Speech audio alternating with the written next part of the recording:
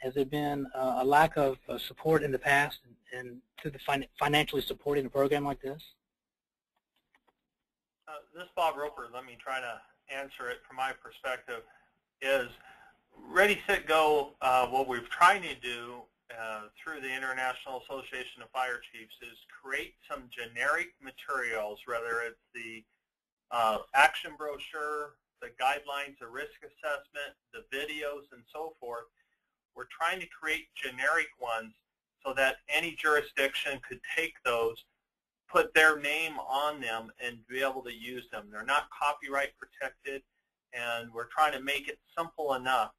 I think so far what we're finding is our biggest challenge is if you have a large fire department, you may have resources there.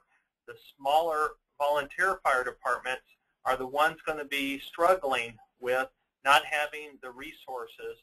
And so part of the beta test they're doing is they're finding out who can they partner, other civic groups in their communities, Boy Scouts or whatever, to help them carry the message. Right. So financial hasn't been a problem. It's really been more of a labor issue on getting your ambassadors out there. Yeah. Because I was wondering also about the political support too. Has that been a problem? You know, most in our area where wildfire happens on a regular basis, political support is pretty good, easy to get. What we're finding is some jurisdictions who haven't had large-scale fire endangering a community, the political support isn't there until after the emergency. Then everybody wants to do something. Mm-hmm. So it's kind of relative to how many wildfires you have and what your threat potential is. Okay. And I do have a question here. I'll read it verbatim, linking the concept so far, but however, wondering about misinterpreting Ready, Set, Go with the Ready.Governor program, which has been out for a few years and readily accepted. Do you have any thoughts on that? Well, actually, the Ready.Gov program and Ready, Set, Go, they're basically looking at doing the same type of things. Ready, Set, Go is more focused on wildland fire. Mm-hmm. Ready.Gov is actually getting people to prepare for disaster preparedness and everything themselves. So I think programs are very similar. Okay. All right. All right, this is directed for John. How do you mark the curbs for special needs folks? It would seem that it might be difficult from a legality and identification perspective. Does it make these people targets for other scams and crime? John, do you have any thoughts on that? The question is an excellent one. Marking them is not hard. We've got a stencil we've made and handmade out of plastic. It was about 12 by 12, and we put it right in the middle of the driveway next to the street. Is that make them a target for a bad person? That's possibly yes. And I can't say we haven't had a problem. I'll be honest with you. So we have instituted the handicap, and the people who really enjoy it are the EMS that pick up some of the folks that need dialysis and other services like that. They enjoy it, and it helps us find the address. Okay. So the address goes into a database base, so we can use it on the code red also. Okay. All right, and this question, it could be directed to all the panelists. What is the most effective way to communicate a sense of urgency to communities about the need to prepare properties against wildfire? I know Bob had mentioned putting everybody in the theater and instilling smoke in there, but I don't know if that's practical. Any thoughts on that question?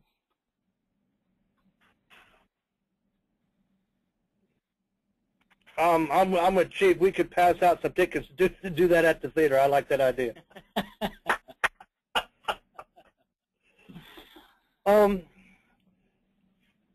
Any other thoughts? I think you'd have to rely on an incident within your city or your state. In this subdivision, we had a very large structure fire not too long ago that actually threw embers over a large part of it. There was a lot of calls and questions after that about, and what caught on was an apartment that had some pine straw, and you know what happened there. it started on fire and we put it out. So there was a lot of questions, and unfortunately, a disaster, it wakes people up. I mean, it just does. If you have a disaster in some part of the world, say, could that happen here? What can we do? And that has helped a lot of us through fire prevention, is something bad happening somewhere else. Okay. And another question here is, the panel has been able to find a community support agency to help with grant issues such as large chain stores or local industry that might have a vested interest in protecting a particular area. Have you been able to identify other partners that have made this process go along a little easier? This is Jeff. Actually, we did really well with Farmers Insurance and going through the insurance agencies. We found a real active local person. They've actually given us the bags and gave us the signs to give to people to put on their houses. They're actually helping us fund the video that we're going to do and add on to the generic video. We've also done really good with the State Fire Marshal's office, and I think we're going to start using our local college also to help us, and they're actually going to give us some interns to help us with the project. So we've done really good. Also, we found the emergency management areas have offered us some grants, and the only difficulty we have with them is just the turnaround on the grant time. We have submitted a couple of grants to help us with materials and stuff, but the community response has been really good. Good. Anybody else have any thoughts on that? I have several that I'd like to throw out. One is going to be, of course, the Texas Forest Service and the National Forest Service. They both have resources that we have tapped in to help us put out this message. So we've got a really great working partnership between the three, with the backing of the local government and the community. So I feel blessed that we're moving along.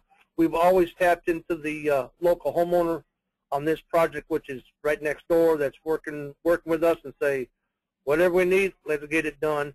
And he's actually involved with some of his own money. And then small business in our community of roughly 35,000, we have quite a few partners that come up and assist us when we have a project of this magnitude. Okay, thank you. Next question is, where can we go to find standard definitions of the evacuation terms that you mentioned? Well, that is one of the problems that we found nationally, is there's no true standard definitions.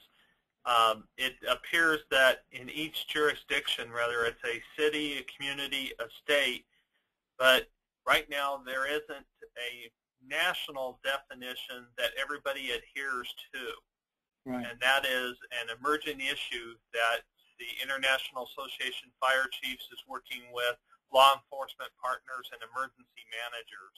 So it's it's being developed right now. Right. Okay. And there was another question, I guess similar to the previous one asked a few minutes ago about complementing or maybe even confusion with like the FireWise program, how the Ready, Set, Go can be incorporated with the FireWise. Do you have any thoughts on that, Bob? Well, we've been in contact as Ready, Set, Go was being developed. We've been working with NFPA and the FireWise partners, and it's been in a non-competitive approach. What we found is Ready, Set, Go actually takes everything from FireWise and turns it into an action step. That's why we strongly endorse FireWise, Living with Fire, the other programs, because they deal a lot with the building of a community and how to prepare a community and so forth.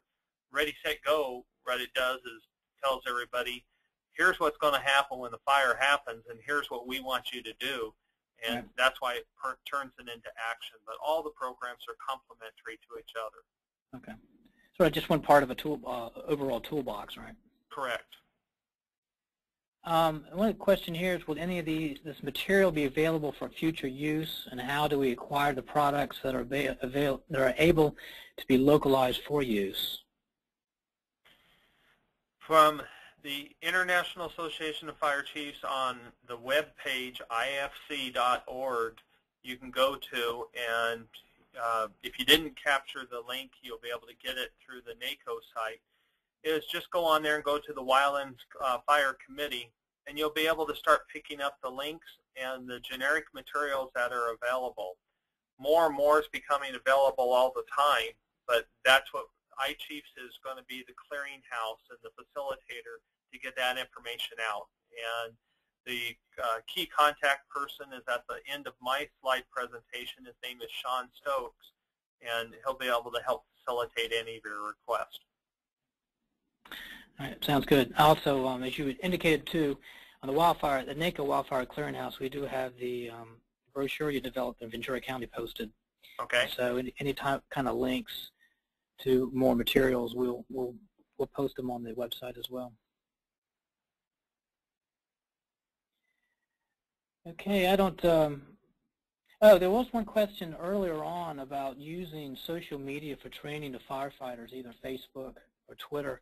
I don't know if anybody on the panel had any thoughts about that, if they think it's an avenue that's worthy of exploring, or what. Any ideas?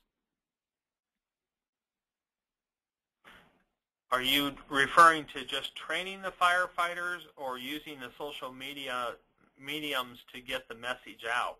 I think more to get the message out, really, Okay. about Ready, Set, Go.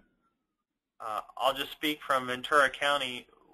We've been using mainly the Facebook and Twitter for urgent messages during a wildfire, for updates along with our website. Our website has more information with the videos and so forth that's easier to play.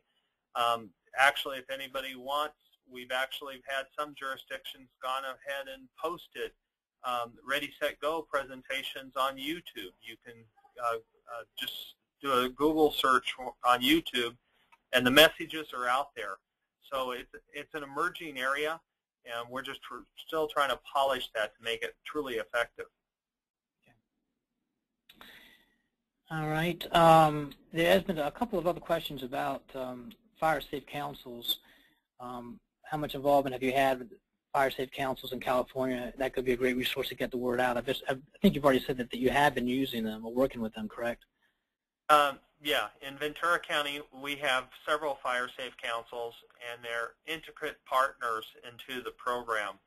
We actually have one fire safe council that's applying for a grant right now to take the Ready, Set, Go message and partner with a CERT community that they're co-located with to get that public education out, because the fire safe councils are designed to be neighbors helping neighbors, and they carry that message that is unobtrusive. It's not government coming into your home.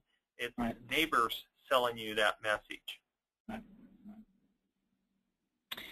Okay. Question here, is there an example of setting up a Ready, Set, Go program in private land surrounded by public wildlands with minimum road access? I'm sure there's many of you all have problems, situations such as that. Any thoughts or comments on that? Well, we're working in our program here in Walker County. We're working on 3 sides with the U.S. Forest Service. Approximately 3,000 foot of line with a private logging corporation, and then we're working, we believe, in the future with another section of homeowners on the west side to get this complete subdivision with a defensible barrier around it in the next year. That's our goal. So yeah, I'm working with a state agency and then a federal agency and with the homeowners, and it's good. It's been a good partnership in the meetings we've had in the last 2 years on this.